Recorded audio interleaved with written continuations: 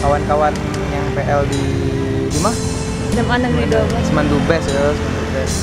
Untuk pesannya mungkin kegiatan akademiknya lebih dilancarkan lagi. Terus kemudian apa ya? Ekskulnya mungkin lebih ditingkatkan. Untuk kesan sebenarnya maling untuk kesan lah. Yo, tapi kesan yang paling berkesan di SMA aku gurunya ramah-ramah, siswanya manis-manis, itulah. Terima kasih. Ohayo gozaimasu.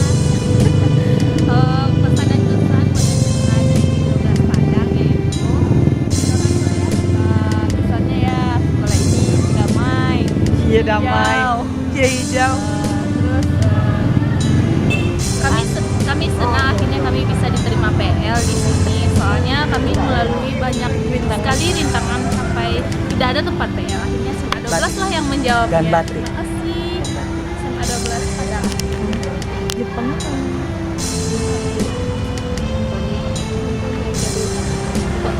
Hontoni arigato gozaimashita. Iya. Asik sih, menyenangkan. Tekanan hati perasaan kena semuanya. Suara juga, otak terkuras, emosi. Tapi yang penting pengalamannya ada. Teja kan? Alright. Ada menyenangkan, tapi ada juga sedihnya. Menyenangkannya ketemu sama teman-teman yang dari universitas lain.